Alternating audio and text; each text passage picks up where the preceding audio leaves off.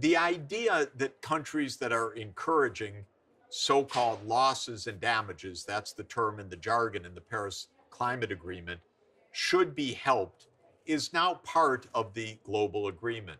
So there is a section of emerging global law called losses and damages.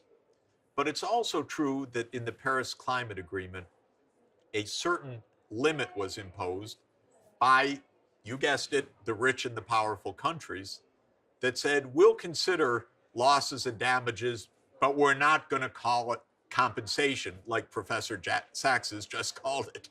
And so in the Paris Climate Agreement, there's actually a stipulation that says that the parties agree that Article 8 of the agreement, which is on losses and damages, does not involve or provide a basis for any liability or compensation. My view, nonsense in a moral sense. I know it's true in a legal sense, but that's the rich countries saying, don't look to us.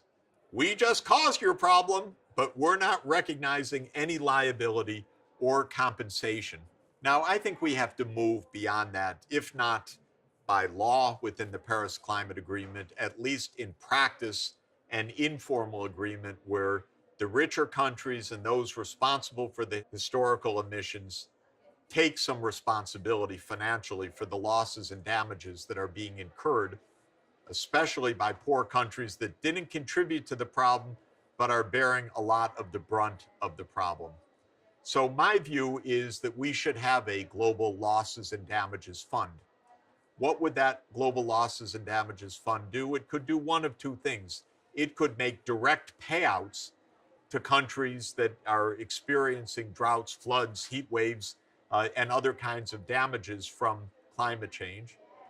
Or we could help to implement a global insurance system so that even a private insurance company makes such payouts, but the global losses and damages fund helps poor countries to pay the insurance premia that would then enable an insurance industry to make such payments on losses and damages.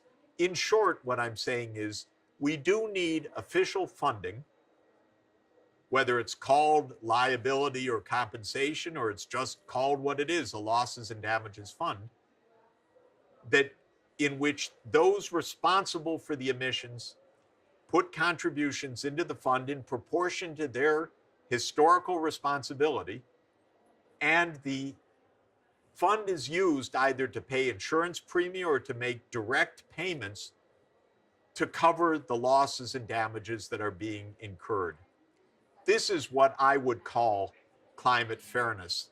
Boy, we're far from it right now because countries don't want that responsibility, because rich countries, unfortunately, like to act with impunity. Impunity means you do something wrong and you don't have to bear the direct consequences of it.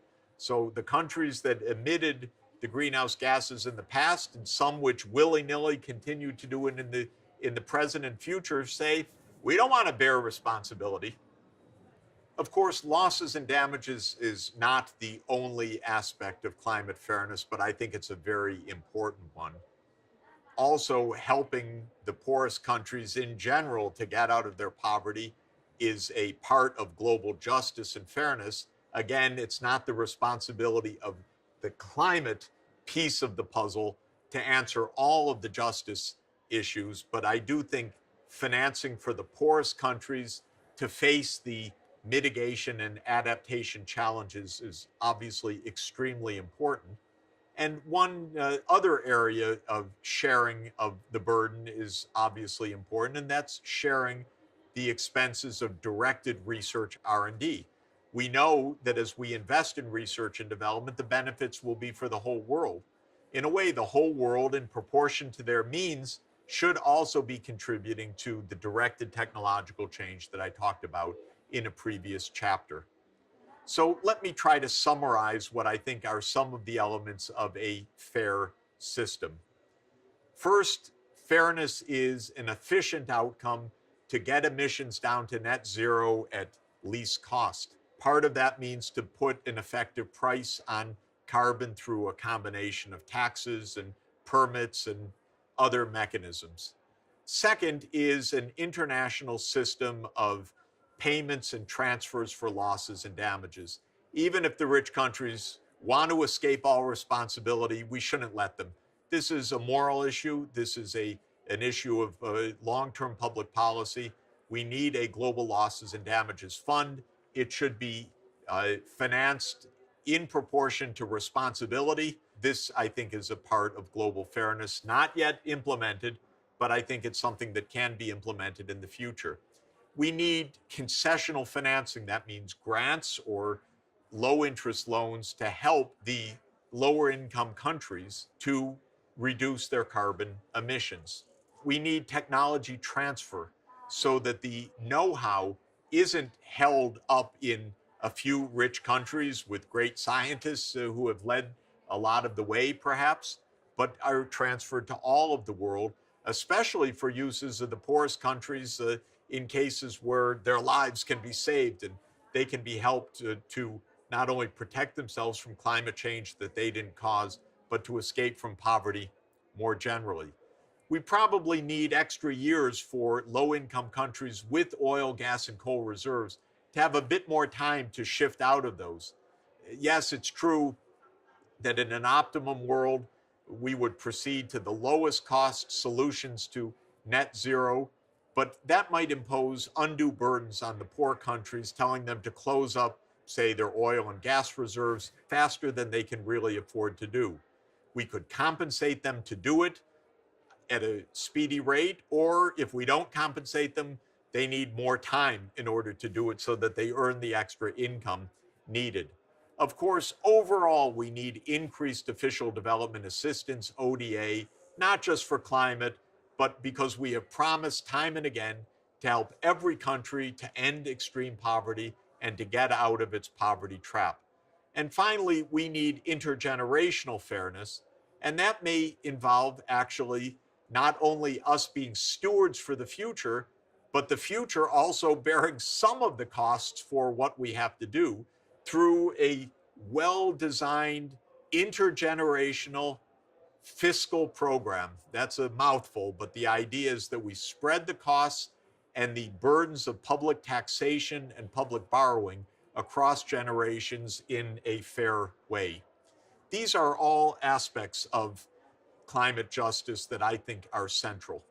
We have found in the course of negotiating over more than 24 years since the UN Framework Convention on Climate Change was first established that the issues of fairness have been among the trickiest of all of the issues. A phrase was introduced early on that all countries would be part of the agreement through what came to be called common but differentiated responsibilities, or CBD in short. We've spent a generation debating what common but differentiated means. Common means we're all in this together on one planet, facing a dangerous and deranged climate system and sharing a common carbon budget. But we have differentiated responsibilities because of different levels of development and different historical responsibilities in greenhouse gas emissions and different opportunities and potential for moving forward to new low greenhouse gas emission strategies. We're still getting our arms around common but differentiated, even if we don't use the phrase as much as we used to. The basic concept of fairness is we're all in it together. We want to be treated in decent ways by others, and the golden rule says that's how we too should behave. This means taking care of those who are being hurt. It means taking care of the poor. It means being solidaristic, acting in solidarity. As we move forward together, we need to view ourselves as one world, making a maximum effort to keep the world safe for ourselves, for the most vulnerable people in the world today, and for future generations.